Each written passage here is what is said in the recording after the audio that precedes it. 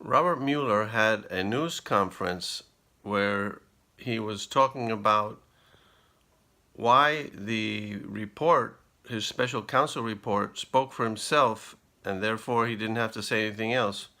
But it took him 9 minutes to say that. And so I want to examine the purpose of that news conference and why I have concluded that he's a weasel, a liar, and a partisan. And I've made some of these points before, but not all of them. And I think that what's happening here is that Mueller is taking advantage of the fact that most citizens don't have legal knowledge and aren't willing to follow an argument back and forth in order to find out who's telling the truth.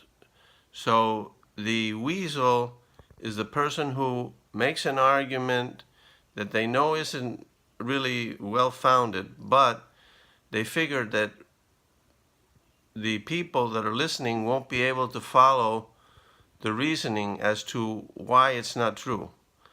So, for example, in this case, he said in his news report that his special is in his news conference that his special report was not an exoneration. Well, of course it's not an exoneration, because that's not the job of a prosecutor, to exonerate. And so the prosecutor is supposed to come out either indict or not indict. And in this case, he threw in another monkey wrench, which was that he said that he didn't indict because there was an advisory opinion that in the Justice Department that prevented him from indicting, but didn't prevent him from coming to a conclusion about whether there was sufficient evidence to indict. He could have done that. And he says that that was what prevented him from indicting or coming to the conclusion. But he told Barr, the Attorney General, that that was not the reason why he didn't come to a conclusion about whether to indict or not.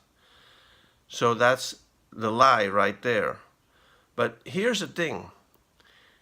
It does give Democrats cover to say that Trump committed a crime, because they say, well, he committed a crime, but they didn't indict him because he's a sitting president. No, that's faulty reasoning. That's why I say you have to be willing to follow the back and forth on an argument, and most people are either not interested or not capable of following the back and forth. So the special counsel makes an argument, and then they leave it at that. And that's the talking point that all the Democrats use when they go on the talk shows, etc. Oh, he was guilty, but Mueller couldn't indict him because he's a sitting president.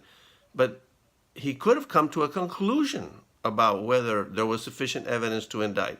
By the way, I'm sure you've heard, even though you're not lawyers, that the so-called statement that a prosecutor can indict a ham sandwich, meaning it doesn't take a lot of evidence to come to the conclusion that there's probable cause or to get an indictment, So this is, in this case, he didn't have enough evidence even to indict a ham sandwich. And so I guess he couldn't come to that conclusion, is what he's saying. Now, this is a good example of why I said right from the beginning that they should not have shared the report, because prosecutors do not share the investigation that they've made. And there's some good reason why. That's one of the things I want to talk about. Why is it that prosecutors are not supposed to say, well, look at all this evidence that I found, all these things, these possible reasons why he did commit a crime, why he might have committed a crime, but I decided that I didn't have enough evidence to go to a grand jury and get an indictment. Well, the reason is that the accused, who is supposed to be presumed innocent, which is one of the things that Mueller doesn't do here, he doesn't respect President Trump's presumption of innocence. They're not supposed to go ahead and do that because they're supposed to uh, presume innocence, and that person in a trial would be able to cross-examine the witnesses and see if any of these conclusions that the prosecutor has come to make any sense. But Trump cannot uh, cross-examine the witnesses that Mueller used to come to the conclusion that he can't exonerate, which is just another way of slandering Trump, which was the whole purpose.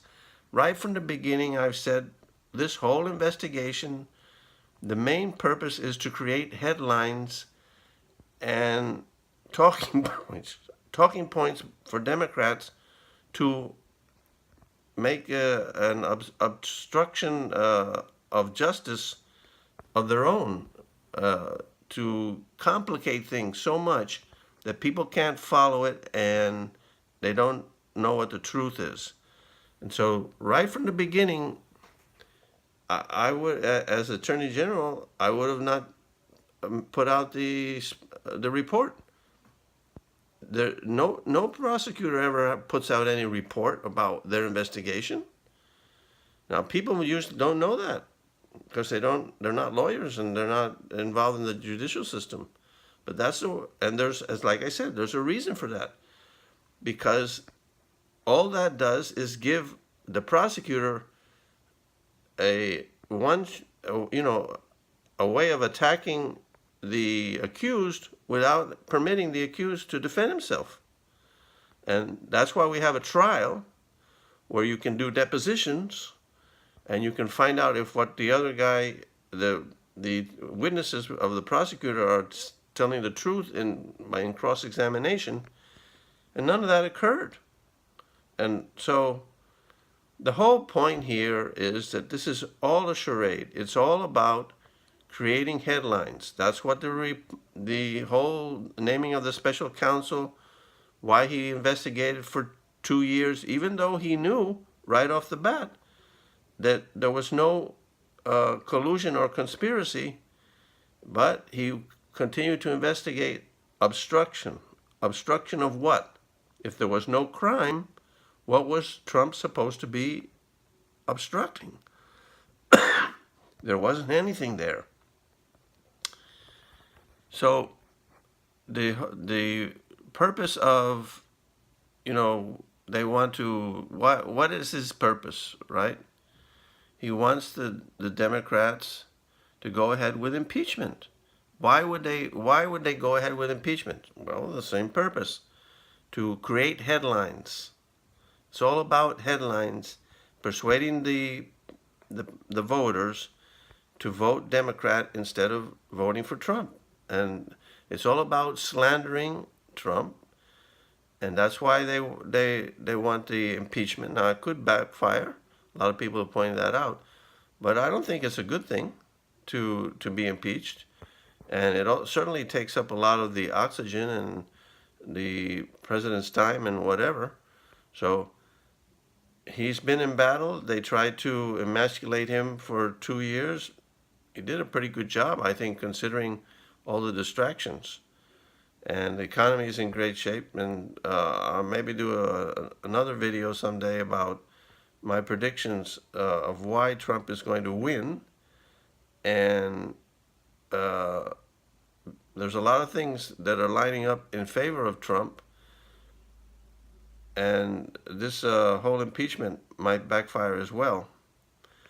So this is what I wanted to talk about. I wanted to explain, first, I hope people will be able to follow the back and forth, who's telling the truth about these things, and also understand what a prosecutor is supposed to do and what he shouldn't do. And so that's why I wanted to make this monologue. Now, I haven't made any monologues in a while. You might have noticed I've been out of commission for a few reasons. The main one is that we have a baby, and he's 5 months old, and he takes a lot of my time and energy, the little time and energy that I have. So, and as you notice, I already coughed twice. So, um, I hope you can use this monologue in your debates and discussions, and I'm interested in your questions or comments.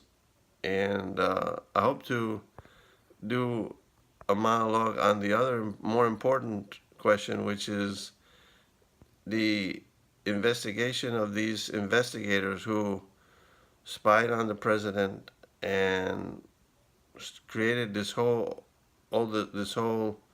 investigation by violating, like I said before in other monologues, the Constitution by not having probable cause to start an investigation.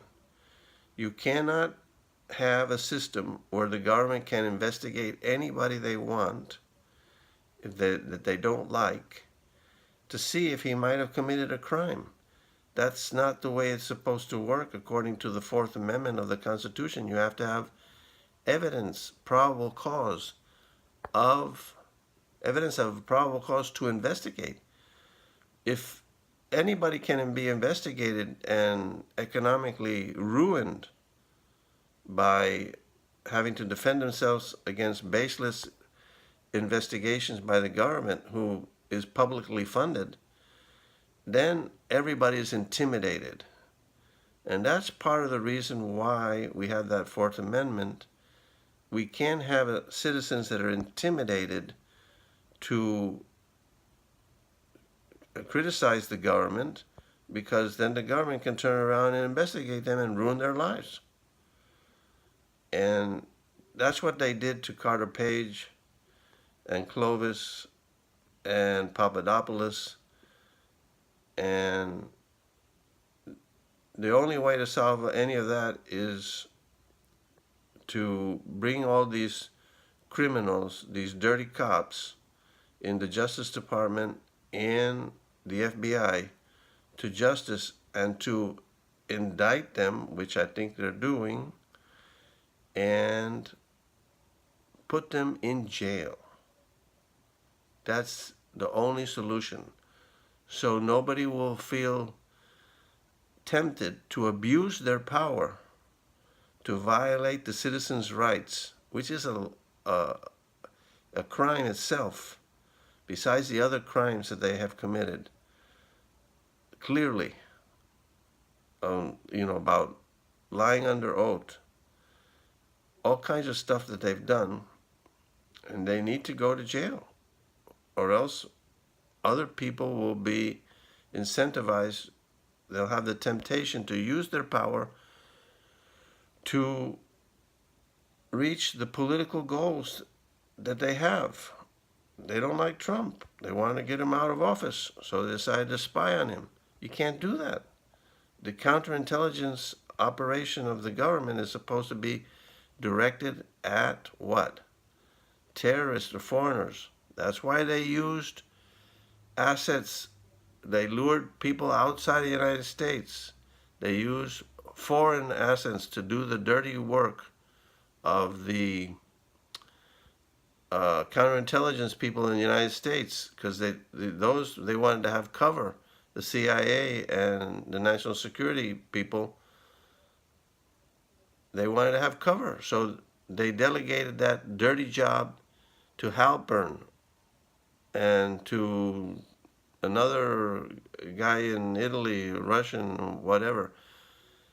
Assets from foreign governments, from the British government, from other governments. It's what I said from the beginning, and when I mean the beginning here, I mean years ago. When you give the government this kind of power, that they gave the government in the partisan in the what's it called, the Patriot Act. There's nothing to do with being a patriot. It's going to be inevitably abused.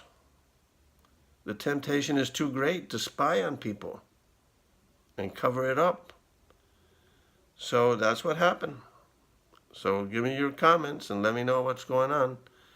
I'm going to have to go back to my other chores here. Take care. Bye.